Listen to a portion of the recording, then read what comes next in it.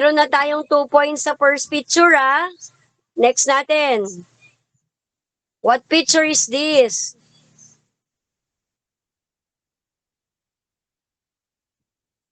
Tell what is the picture all about or what art is all about. And the second one, where is the region located this art?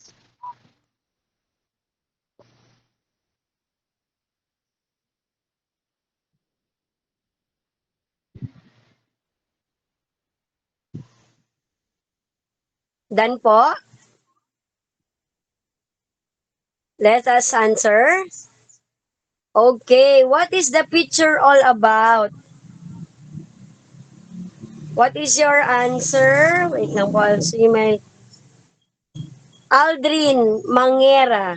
Mangera. What is your answer, anak? Ma'am, my answer is it's a statue. Statue. What else? What particular statue we call this one? Ano kayang klaseng statue ang tawag natin dito?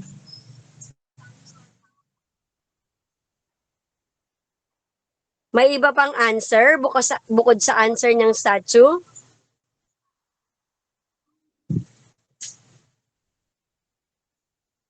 Yes, Marlon?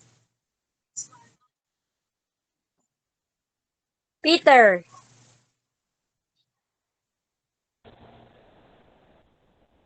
UP, ma'am. Concrete statue.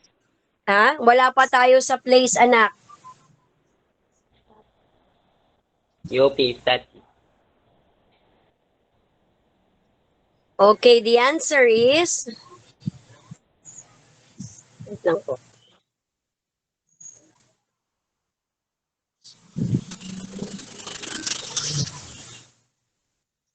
This is a sculpture or ablation. That is the correct answer. Statue lang ang sabi ni Kuya kanina, pero ang correct po dyan ay sculpture ang tawag po dyan. Sculpture. It is the oblation sculpture in. Saang lugar ito located? Sige, Aldrin, yung sinasagot mo kanina. Ito ay located sa UP Diliman, ma'am. Isuntis. UP Diliman or UP Manila. May oblation din sa UP Manila. Okay na? 3 and 4 na yung sagot nyo, ha? Next picture. How about this one? What is the picture all about?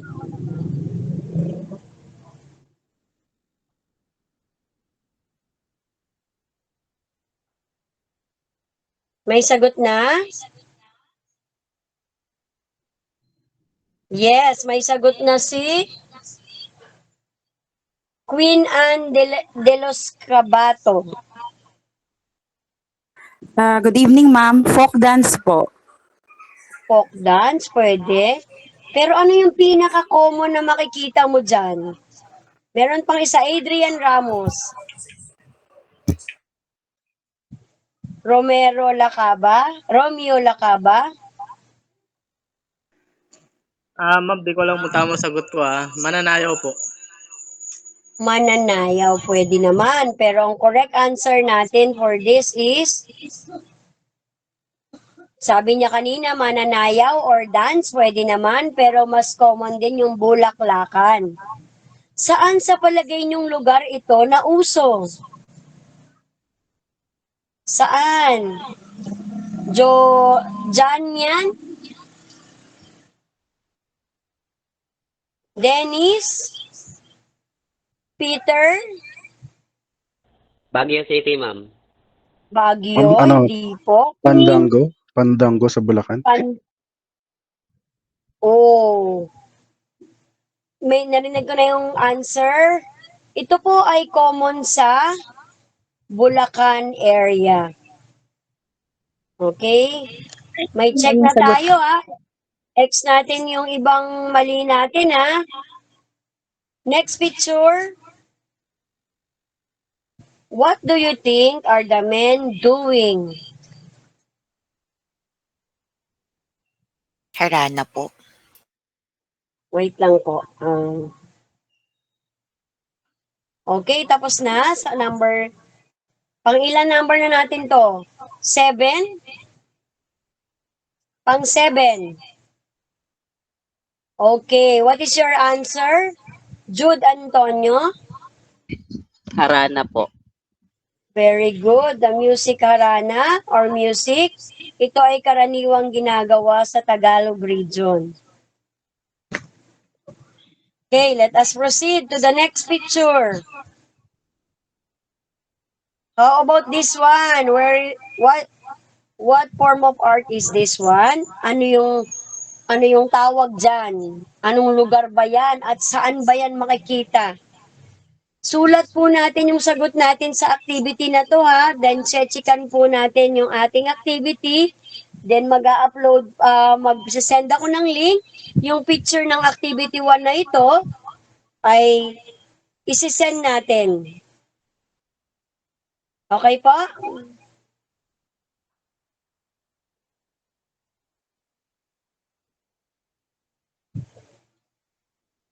Okay, may sagot na po tayo para dito.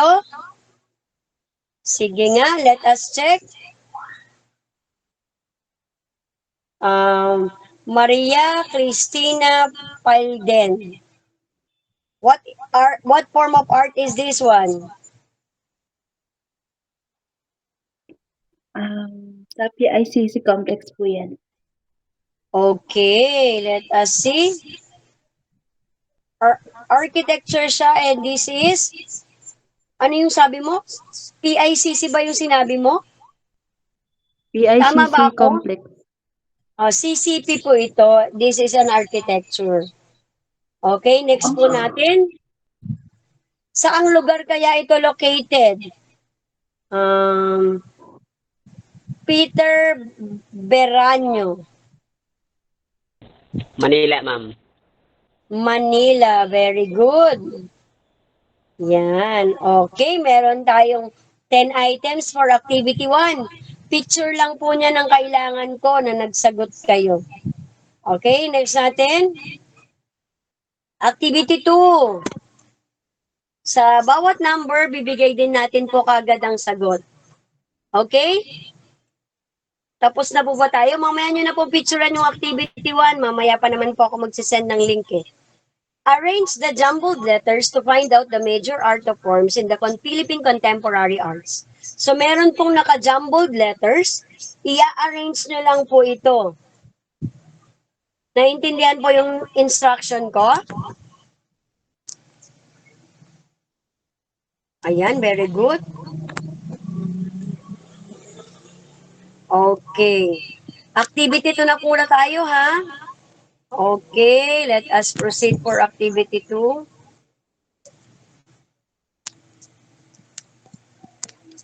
Arrange the jumble word, answer it. Kahit sagot na lang po ang ilalagay nyo, then i-check po natin. This is the first word. What do you think is the jumbled word when it will be arranged? Isulat mo yung tamang sagot kung ano ba. Then i-check po natin.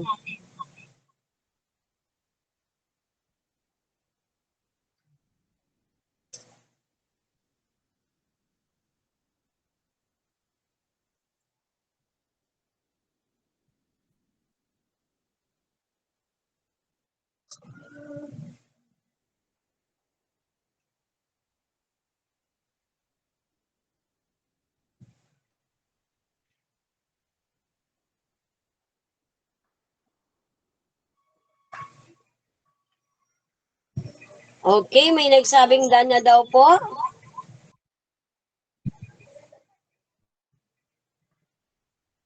Okay po.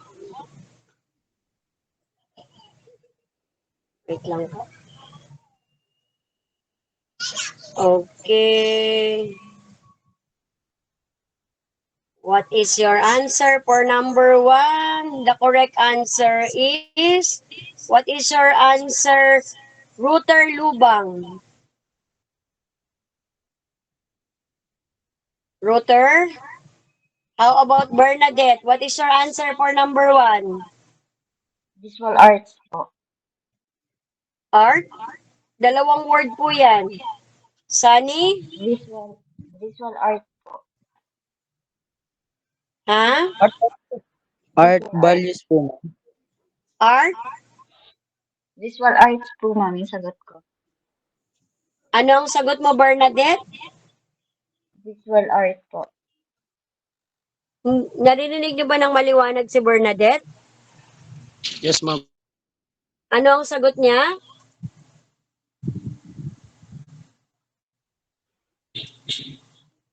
Ano ang sagot ni Visual art Bernadette? daw po. Visual Visual arts. Ayan.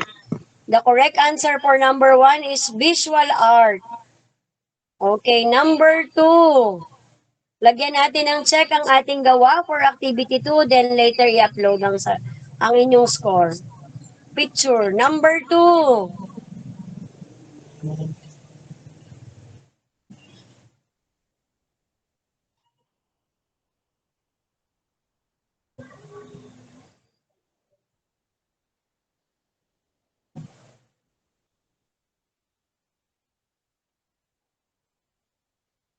Number 2.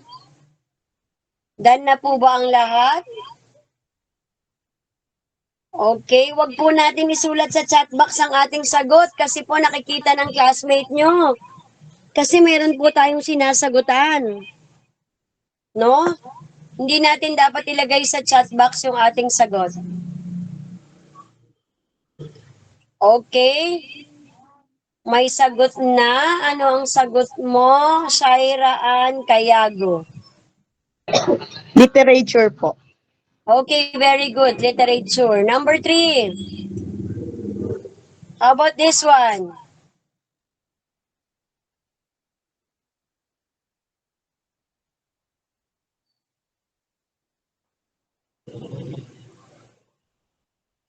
Okay, tapos na sila. Anong sagot mo for number 3?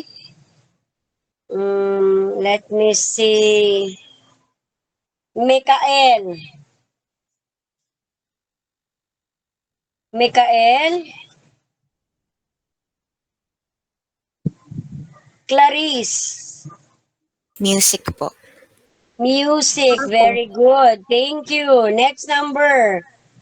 Number 4.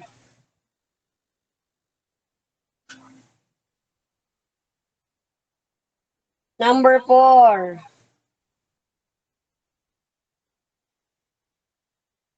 May sagot na?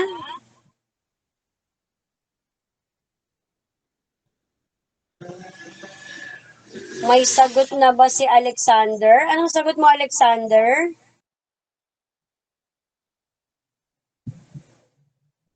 Josel Tampus. Theater, ma'am. Pakilakas? Theater po, ma'am. Theater. Okay, next number. Number 5.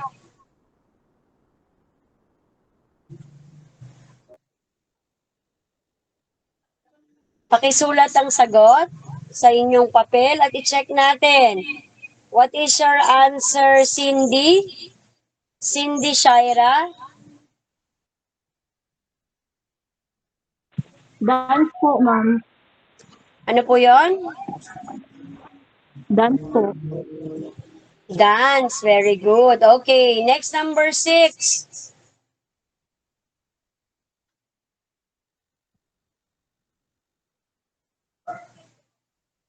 Number 6, what is your answer? Richard Tamundong. Architecture, ma'am. Very good po. Thank you. Architecture. Jason, wag natin isulat yung sagot sa chat box kasi hindi naman pinapasulat. Last number. Number 7. How about this one?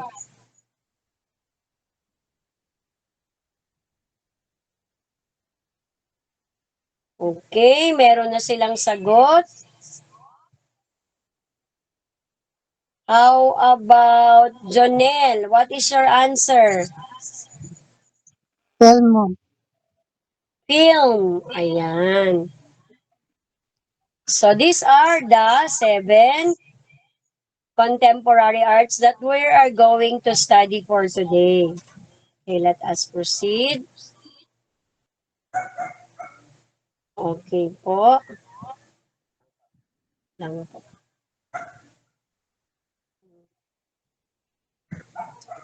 Wait lang po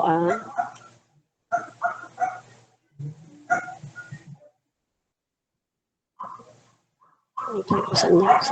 Okay, we are going to study about the contemporary art forms in the different region.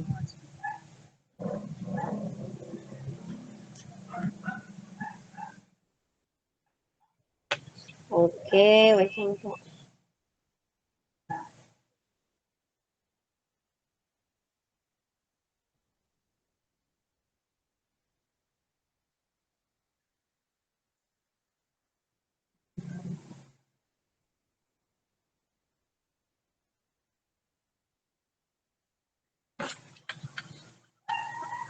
Wait lang po, sandali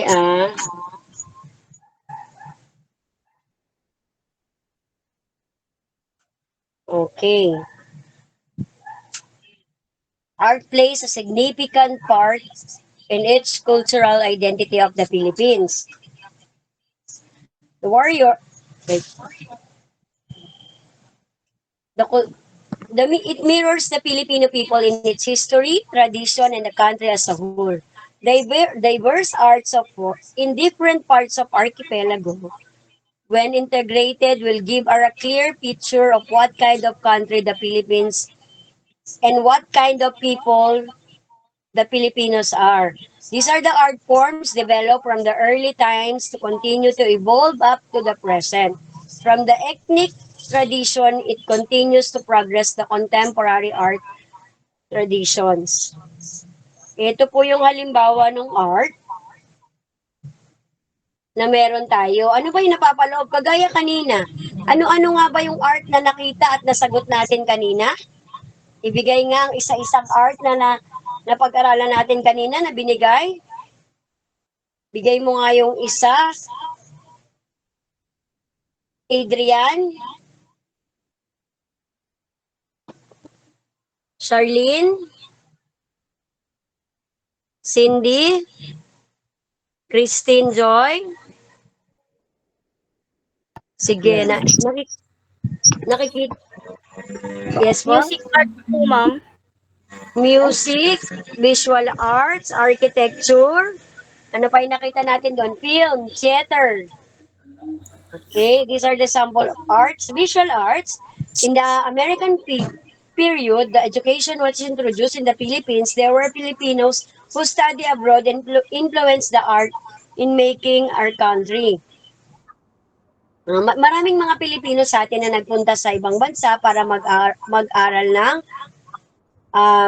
arts, kagaya ni Juan Arellano, Justado Lorenzo, at Victorio Edades.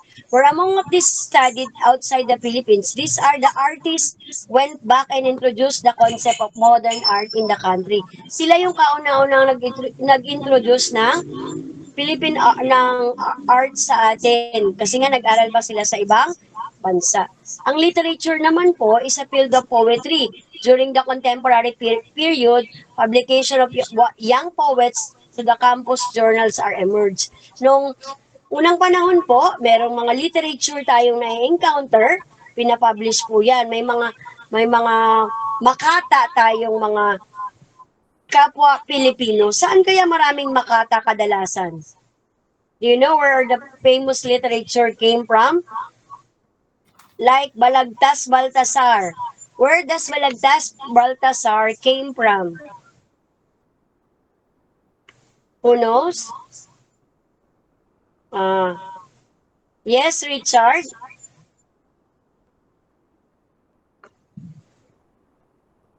Miguel? Dennis?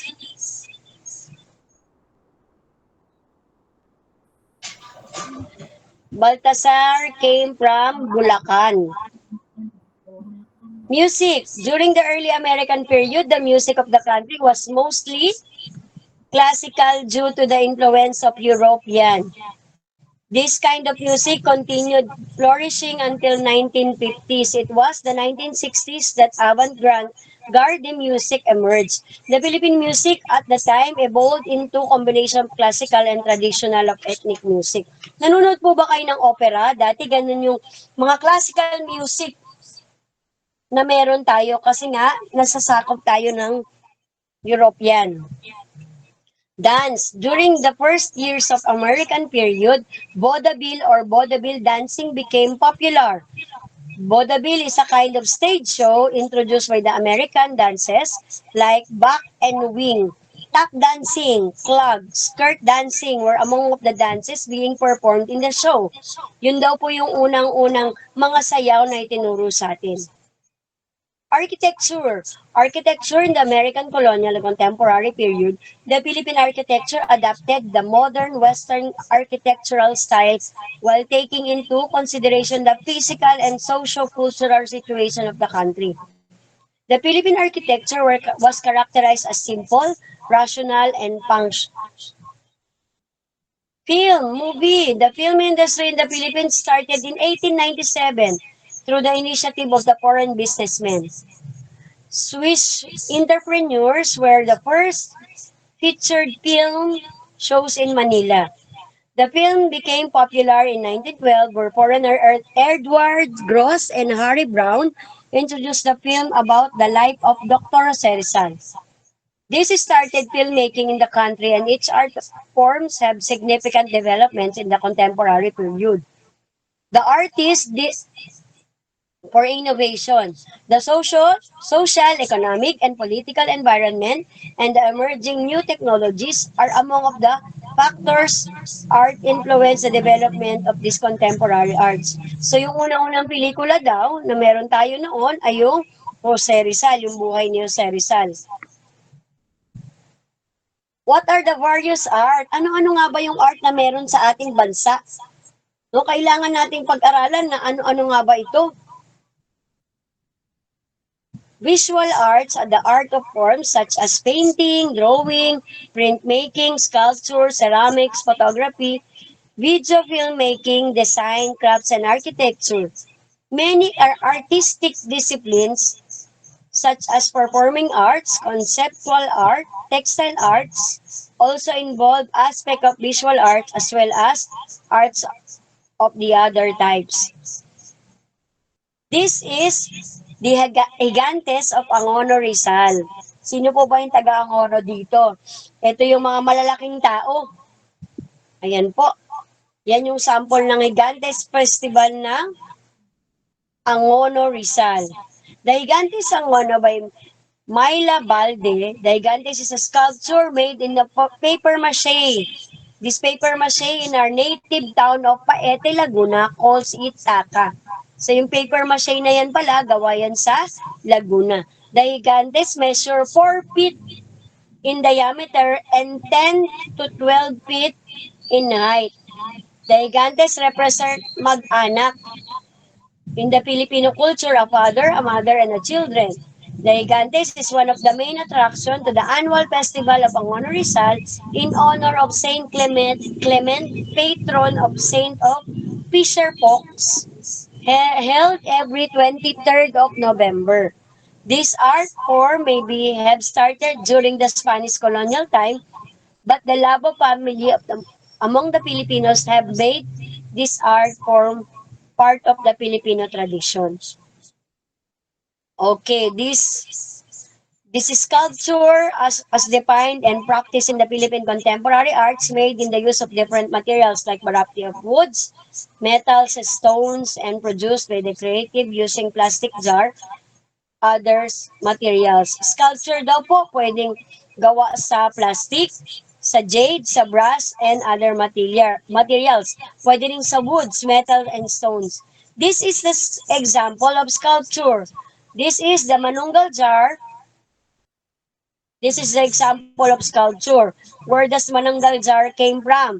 It is a secondary burial jar excavated from the Neolithic burial site in the Tabon Caves of Lipun Point in Palawan. Sa Manunggal jar is widely acknowledged to be the one of the finest Philippine pre-colonial artworks ever produced, and it's considered as a masterpiece of the Philippine ceramics. The two prominent figures of this is made of clay, some sand, soil, pottery, and the other sa most ancient arts. Sa Palawan daw po, ito makikita yung manunggal jar na yan. Gawa po yan sa clay. Yan ay isang sculpture. Ito naman po, the Bohol Blood Contact. The Bohol Blood Contact is also sculpture made by the national artist Napoleon Abueva of a Boholano. This is the Katuna Legazpi Blood Compact is considered as the first treaty friendship between the two different races, religions, cultures, and civilization. It was the treaty of friendship based on the respect of equality. This event is commonly known as Sandugo. Today, tourists can reach and view the Bohol Blood Compact site in Barangay Bohol, Tagbilaran City, Bohol, Philippines. This particular site was made in honor to a very important event on the Philippine history done between Miguel Lopez de Legazpi of Spain and Raha Sikatuna of Bohol. So, sinisimbolize na yung friendship ni Miguel Lopez de Legazpi ng taga-Spain at ni Raha Sikatuna. Kaya naging most famous siyang Sandugo, o also known as the Blood Compact in Bohol. Painting. Kagaya na napag-aralan natin dati, painting is also used to express the spiritual motives and ideas. Site of this kind of painting range from the artwork depicting the mythological figures of pottery, the Sistine Chapel to the human body. Yan po. Painting is practice for applying pigment. Nasubukan nyo na po bang mag-paint? Sino po ba rito yung nakasubok na mag-paint? Oh, wow, yung iba daw may nagta-thumbs up. Applying pigment suspended in the career or medium, a binding of agent or glue to surface and support such as paper or canvas. Ito, ano po napapansin niyo parang kanina? Ito po ay pagtatanim. In the history of the painting in the Philippines, Fernando Amorsolo y Cueto was one of the most important artists. Amorsolo was one of the portraitist and painter of the rural Philippine landscape. Alam niyo si Fernando Amorsolo, gusto niya yung mga environment. Is popularly known as craftsmanship and mastery in the use of light. And, okay, this one, bigas, ayan po. Alam niyo po ba, this is an artwork by Nestor Lainez. Magic realism refers to the style in painting showing the minute details of the subjects and highlighting their texture and color. Genre painting is showing that lives of town folks, legends, and traditions stayed in the Philippines in the contemporary period. Ayan, nagpe-paint siya. Yan kasi yung karaniwang buhay sa probinsya. Eh, yan yung nakita niya, kaya yung pinaint niya. So, meron siyang takalan dun sa gilid. Tapos may kamay. Ano kayang ginagawa niya? Anong tawag sa pagtatanggal ng mga dilaw-dilaw sa bigas? Tahip. Ayan. Nagtatahip siya para matanggal yung mga dumi-dumi dun sa bigas. This is bayanihan. Sa province po, sa ibang probinsya, this is also painting by Carlos Botong Francisco. It is depicted in the resilience of the Filipino people in each time need adversity and disaster.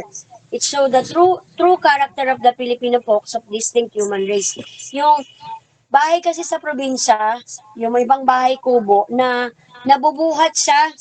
So yan tawag dyan sa pagbubuhat ng bahay ay bayanihan.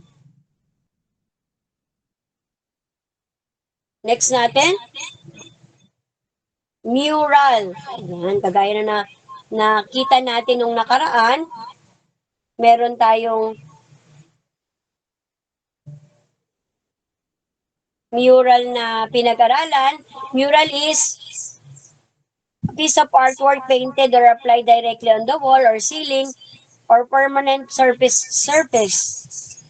A distinguishing characteristic of mural painting is the architectural elements given space and harmonious incorporated into the picture.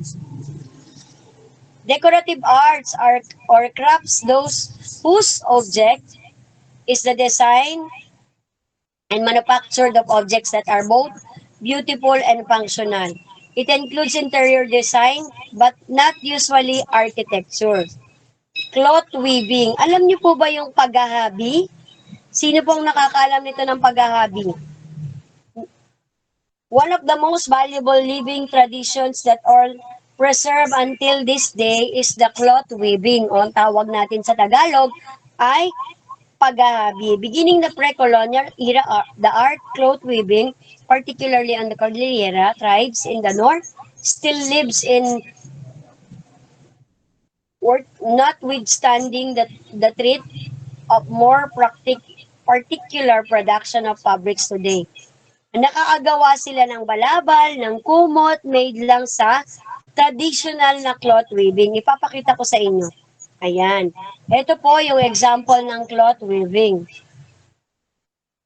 Yan po yung example. Ito po, ayan. Karaniwan sa tradisyon na ginagawa, ganyan po ang paggawa nila ng mga kumot or mga balabal. Ayan po. Yan yung karaniwang ginagamit nila sa paggawa ng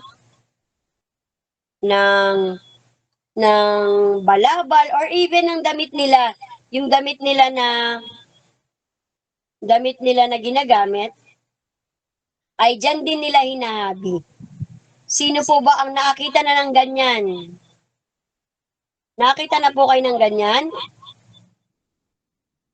Oh, wow, meron naman na daw pong nakakita. Okay, next natin. Ayan po. Paghahabi po ito. Kagaya din ng sinabi ko kanina, saan daw po ito famous? Saang lugar? Saang lugar famous ito? Hindi po ba narinig yung sinabi ko kanina? Saang lugar? Ayan, nako. Sino po ang makakapagsabi kung saang lugar famous ang ganitong cloth weaving? Ifugao. Sa north po siya, sa Cordillera. Ayan, doon po madalas merong paghahabi. Next, the piña cloth is also created through looms everywhere in the province of Antique. It is a fine and elegant hand-woven fabric that is produced by the fibers of pineapple plants. Yung piña cloth naman po, alam niyo po ba karamihan ng mga Pilipino, lalo na si last President Duterte, ang kanyang mga barong ay gawa sa piña cloth. It is commonly used in the well-known Barong Tagalog, the traditional Philippine clothes of the Filipino women. Barong Tagalog has become popular formal attire not only in the Philippines but even across the different regions. Yung iba po kasing mga Pilipino na sa ibang bansa, nag-order pa sila dito. Kaya yung ibang tao na kung nagagandahan sila sa ating Barong Tagalog, kaya nag-export na po talaga ang ating mga kapwa Pilipino na gumagawa nito. Okay, anong mapapansin nyo sa art na ito? Ano-ano kaya ang mga ito? Ano-ano kaya itong mga ito? Ramil, ano-ano yung mga ito? Ramil? Maricel, ano kaya yung mga ito?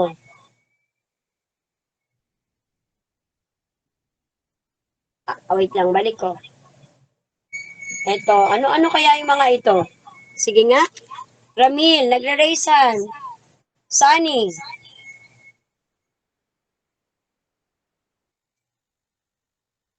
Ano-ano kaya ang mga ito? Ha? Sino yung nagre-raisan? Jen.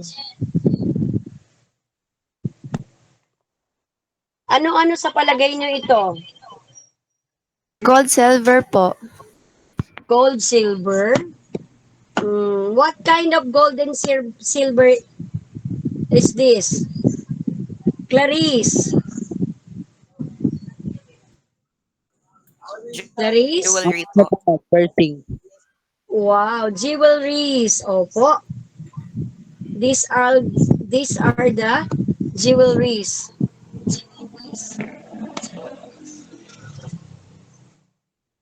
Okay, the next one. If jewelries making is another demonstration of skill, craftsmanship of the Filipinos that dates back during the pre-colonial period. This is evident the pictures of great ancestors in our history. Even then, it is presumed that jewelry making in the country is already exists. The use of gold or silver is the forms of earrings, bracelet, rings, brooches, necklace, tie pins, pendants, and cufflinks. The Philippine architecture adapted the modern Western architectural style while taking into consideration the, the physical and socio-cultural situation of the country. The Philippine architecture was characterized as simple, rational, functional in the early 20th century of the young Filipinos who study in American universities and institute were back on the country. Among of Juan Arellano, Carlos Barreto, and Antonio Toledo. This is the Metropolitan Theater in the Manila, Philippines. And this is the main passage of the theater. Chalet is a type of house. Ito po yung chalet. Ayan. Tinawag daw po yung chalet kasi it is a house developed in the early 20th century designed in front of porch made of wood and concrete. During this time, steel was used in the building's protection and calamities like earthquake during the Marcos era. There had been construction of expressways. Marami na daw pong nabago. Pero yung bahay na yan, dinedevelop, pinapaganda nila ng pinapaganda. Ayan po. Ito po ay makikita sa Las Casas Philippine Houses as a Filipino literature. Ito po ay sa Bataan. Makikita yung mga iba't ibang bahay na ganyan. Actually, dun sa series ng GMA7, parang pinakita na yan. Diyan, Maria Clara at Ibarra. Even daw yung convention natin, yung hospital, ganyan din yung itsura. In the regional setup, the residential houses, churches, public markets, business, and space tending to imitate the architectural styles. Kahit daw yung iba nating mga bahay, yung mga simbahan, makaluma pa rin yung disenyo. Kasi nga, ginagawa niya ng architectural styles. Also, it is eco-cultural tourism was introduced kasi nga, mas dinedevelop nila. Theme parks and resort were developed in tourist spots like Palawan, Davao, Bohol, Batangas, etc. Given the cultural heritage, prevention heritage, the towns like Bigan and Tramuros, Dapitan were given attention. Pag nakapasyal kayo sa Bigan, this is the Bigan. Bigan, Ilocos Sur in the Philippines. This is also known, alam niyo po ba kung anong tawag nila dito sa the most famous kalye? Who can tell me what do we call this most common kalye in Bigan? Maricel, Clarice, may sagot ka? Kalye Crisologo po. Okay, thank you. This was called Kalye Crisologo, the most famous kalye in Bigan, Ilocos Norte. Okay, literature is anybody art or collection or of written word. More respectively, literature refers to writing, to be an art form of any single writing. Lahat po yung mga kata, ayan, sila yung tinatawag na literature. Literature is the contemporary period that oscillated between personal expression and social commentary. In vernacular poetry, the two tendencies can be seen at work. Minsan yung sinusulat lang natin sa diary, yun pwede na pong literature yun. Bagay sa form of poetry. Ito po yung bagay. Yan. It is a form of poetry that uses colloquial language and it's built on concrete images which tend to describe tendencies. The Bagay movement were a group of young poets that merged during the contemporary period. In the publication of campus journals, poets Jose Pila Caba, Rolando Tino, Benvenino Lambera, Antonio Samsoan, and Mundo Martinez and started to this Bagay movement. Ito po yun. Sila po ang nag-collaborate para mabuo yung Bagay movement na yan. Ito naman po, Valediction sa Hillcrest. Ito po ay sinulat ni Rolando Tino. So, isa siyang literature. Valediction Hillcrest by Rolando Tino was poem about the person having a dilemma decade between two places, Tondo and New York, and how it affects his whole being. Ito daw po yung buhay ni Tino sa Manila. 8 o'clock pa lang po. Wait lang po. Matatapos na po ako. Alam ko po yung time. Wait lang po. Spoken word. Sa poetry, performance art. Word-based. Alam niyo po ba yung spoken poetry? Yung naglalaban-laban sila? Okay. Next, ayan, kagaya nito. Ayan, si Juan Carlos. Parokya ni Edgar, they're the most famous singer in our country. Freddie Aguilar. The OPM, followed by another form of popular music called alternative music. Theater naman po is a collaborative form of performing art that live performance. Sila po yung nasa stage. Ayan, sample po niyan ay yung Bodabin. Ayan. Ano po itong sayaw na ito? The most famous dance. This is the most famous dance. Ano pong tawag natin dito? This is called tinikling. Tinikling is traditional film folk dance. Ito naman pong isa ay, where is the other one? Cariñosa. Okay. Okay. Ito po, sige. Ito po yung assignment ko. Isisend ko na lang po ito sa GC. No?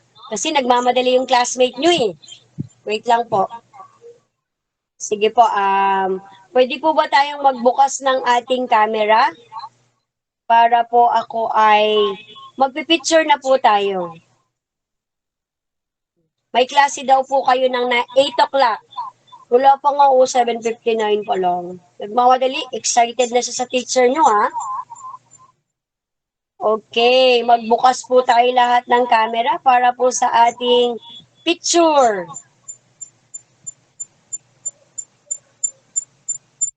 Wait lang po.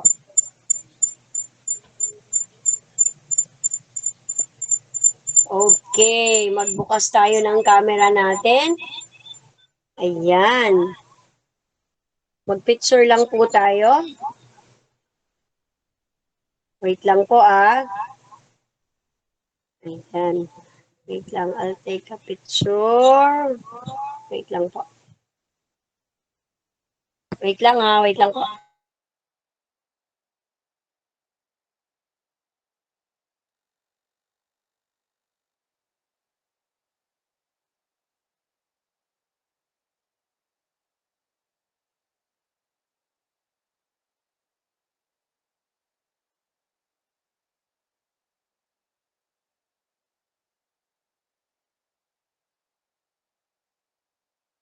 Salamat po sa inyong pagpasok. Sana po may natutunan kayo ngayong araw na ito. Maraming salamat po. Sige po, pwede na po kayong mag-out. Pasensya na, medyo sakto lang naman po ako sa oras. Okay po, thank you. Bye po. Thank you, ma'am. Po. Salamat, ma'am. Thank you po. Thank you, ma'am.